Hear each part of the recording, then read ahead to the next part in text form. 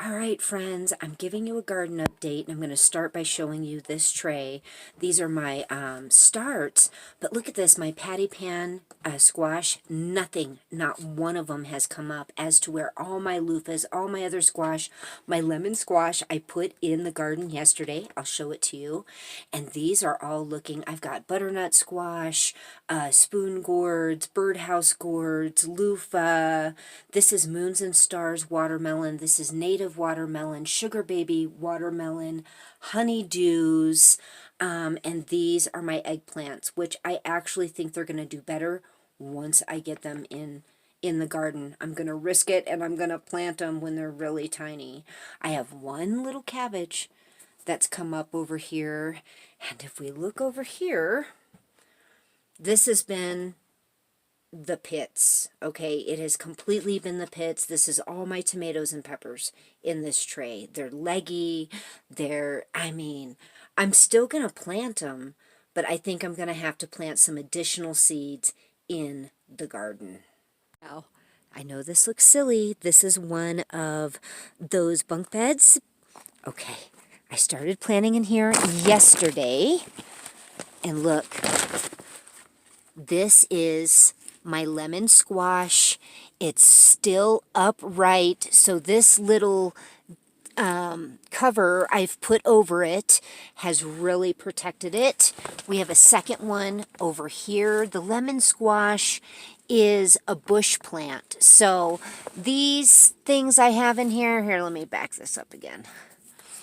These are not for vining because these will not vine, okay? Once they're established and everything's good, I can take all this covering off, let the sun hit them, and they will just go crazy. And the lemon squash I love particularly for its size. It's small, which is good for our area. We have a short growing season. They produce a lot. They should produce a lot. And when you pick them when they're young, they're delicious in salads of all things, but you got to get them while they're young. So far back here in my little makeshift hoop tent thing, I've got two lemon squash. All right, we're back in the little makeshift greenhouse, and let me show you. I've got carrots coming up. These are little German carrots, and they are delicious. I grew some last year. We loved them, but I didn't have enough of them. This is a dragon carrot. This was planted after the others. I don't see any action on that. This is some lavender that I put in this hanging plant. Once I know it's established, like it's rooted really well, it's been here for, I don't know, 4 days. It's doing fine. I'll put it out in the sun because they really, truly do well out in the sun. I have my first carrot in this thing, which was planted before the other carrots that are coming up, but those are in a greenhouse situation, and these are outdoors, so these are going to start coming up. How wonderful. Nothing from the borage yet, nothing from the borage or the corn, but once that corn starts taking off, we'll thin it, and it'll just grow so fast. I love watching corn grow. We've got some more borage, nothing here. And down here, we've got some cacti, some basil. Amy brought this plant home. 4 plants she brought home. 2 pepper variety. This is Lunchbox Red. And they had aphids. I had to cut them, and but they seem to be doing very well now. I'm not seeing any more of the little eggs on the back of the leaves, but I really had to chop them back. So you need to watch. You need to inspect. If you're buying plants for your garden, especially vegetables, look at the underside of the leaves before you bring them home. They came home with them on them because she brought them home, and I noticed it that day. So just make sure you watch them very, very closely. This is a deal of parsley. Over here, this is all beets. Okay, the smaller containers have 2. The medium size have 3. And the bigger size have 5. This is a lot of beets in one area, and I'm going to do even more. going around right here because this is something I can preserve. I'm looking for food that I can preserve, okay, and can be eaten in a couple different ways. So we've got a lot of potential with beets, from their leaves to the actual beet itself. This big old teacup has chamomile in it. This little donut-shaped thing, this has zinnias in it, so that'll be so beautiful when they come up. Our little lettuce area is going good. Still nothing on the iceberg or the romaine, but it's a little too soon for that. But our Napa cabbages are looking very strong, and I did plant more seeds to make up for the ones that didn't make it. And these are the pak choi, doing good, doing good. But over here, this is what I'm most excited about. All these turnips, and I will have to thin them, but just a little. And then all the radishes are coming up as well. So this is going to be amazing. Let me show you what popped up this morning I saw for the first time. Okay, this is, you know, where I have my cilantro and my mustard. And look at the mustard seeds are already coming up in all these pots. And then over here, look at this cilantro. I mean, it is happy, happy, happy. I have this netting because even though some things say full sun, we're at 7,500 feet, something around there. It blazes on all plants, and most of them that say full sun can't even take that up here. That is the lesson that I've learned. But this like meshy, just draping it over it, it makes all the difference. And over here in this tower, in this one, I planted dill. I have it in the top, and then 4 of these. 1, 2, 3, 4. And then the last 2, I'm going to put some cacti in there because that critter came back, and look, he ate the entire bulb off of that. I think it has to be like a rat, which I really am not happy about. But these guys, he hasn't gotten to. Look at them. Look. Aren't they amazing? So I need to do something because I don't want him to work his way up here and get these guys. Look at, aren't they pretty? All right. So some critters evidently don't mind eating your cacti, as to where other critters, it totally keeps them out. But he hasn't moved upward, and I don't want him to see the cilantro. The cilantro has been a problem for us over the years, keeping the critters out. So hopefully he doesn't smell it or want it. Here's, I know it looks like Fort Knox on this plant, but we've had breaches, so it's no joke. We've got a lot of wildlife to contend with, but I know how to keep them at bay for the most part. This is what's called a patio tomato. This is another one of the store-boughts. We have 4 total, 2 tomatoes and 2 peppers. And I really was going to try not to buy any store-bought plants, but it's nice to have something going. This already has some tomatoes on the bottom. Can you see there? So it's just nice to have something that we can eat now, but the stuff that I'm growing from my seed, that's what we're going to preserve. Hopefully we get a really nice harvest because we have at least 20 tomato plants going in the ground. Do you see this? This is, I think this is the cayenne. Yes, this is a hot cayenne pepper. This is the second pepper plant of the 2 that Amy picked up, and it was so bad with aphids. Look, I had to cut the whole stem off. This has been like 4 days now, but it's already got new growth. There's no bugs on it. I mean, I really cleaned this thing up. It seems happy in its soil, which I'm happy about because it did go through a little shock, not only from the aphids, but from the replanting. But I got to thinking, this soil, it's not native to our area. You know, that they come in the little containers. It's not like they grew them come here. And I think that makes a difference too.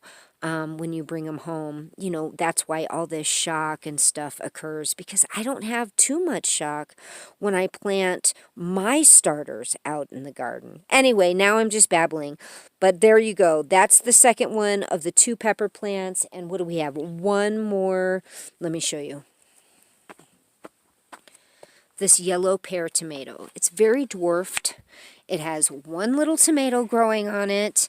Same thing, aphids. I had to cut it back, but for the most part, it seems to be hanging in there.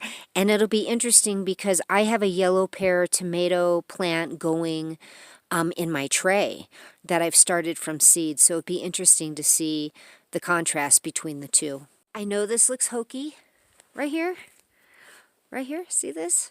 But I had to create shade. I had to. This garden is just blazed. It's getting blazed with the sun.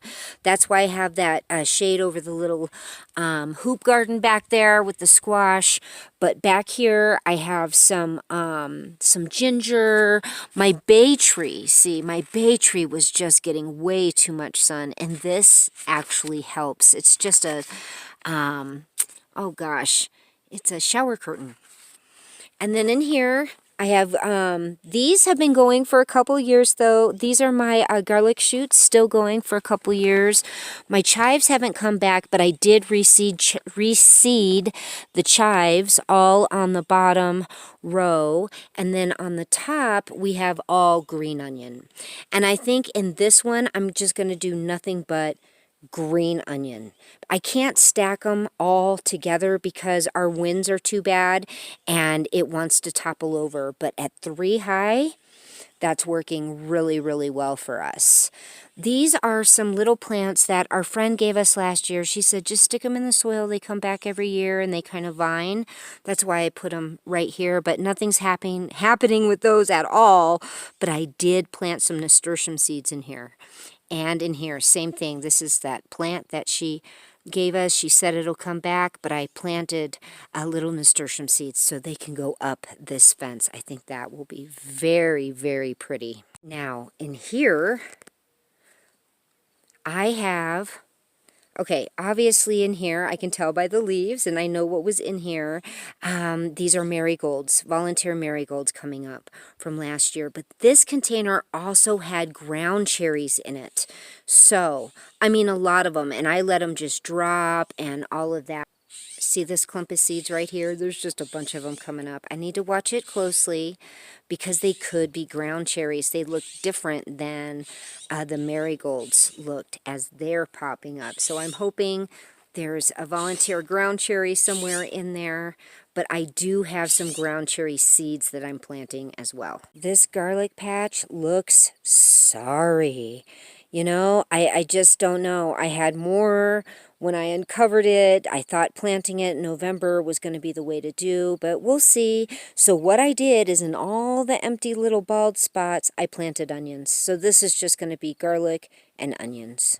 All right, I'm back looking at my seedlings, and I have to say something.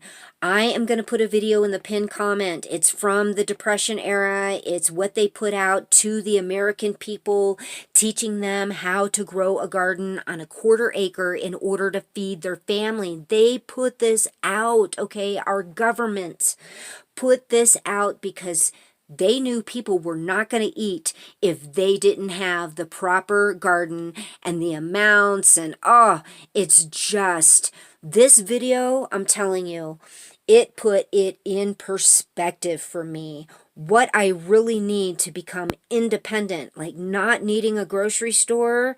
I need a lot more than I've even ever contemplated. So please watch this video because I know a lot of people who have these giant big yards, right? Big, beautiful yards. And then around the perimeter of their yard, they'll put like a little garden, right? And they have this huge grassy area in the middle. Just grass, maybe a tree, just grass. For what reason? Till it up. Till up that entire yard and plant your true victory garden. You've got to watch this video. It is, I don't know. It's super eye-opening. It lets me know I don't have enough food if I want to be self-sufficient, and it tells you how to plant it. I think this is more of like a zone, like a Midwestern, like in the Midwest. Definitely not up as 7,500 feet in the mountains, but either way, the amount of food, it suggests 20 plus quarts of tomatoes canned each year per person. 20 quarts per person of tomatoes. That is a lot, and that's just tomatoes. So it really just it did something in me, and I hope you'll watch it. Those of you who really want to become self-sufficient, not dependent upon the grocery store for your produce, give it a look, because it really takes a lot of food to feed people. All right, friends, I hope you don't think I'm being, down in the dumps about it, but man, it was just a huge reality check, and I hope you'll give it a look. And if you have one of those big yards, use it for a garden. Use it. And, you've got all that space. Anybody who has space like that, please plant yourself a garden. Get started today. Let us know what's going on in your gardens. I know some of you are harvesting, and I love hearing about it. It's so motivating, and we all need advice and motivation when it comes to gardening, because gardening is not for the weak. I'm telling you this right now. It is not for the weak. It takes a lot of strength and a lot of dedication to grow food. And bravo to all of you out there who are doing so. Tell us all about it. Give us a thumbs up, subscribe, and share. And we're going to be talking to you really soon. God bless and keep every single one of you.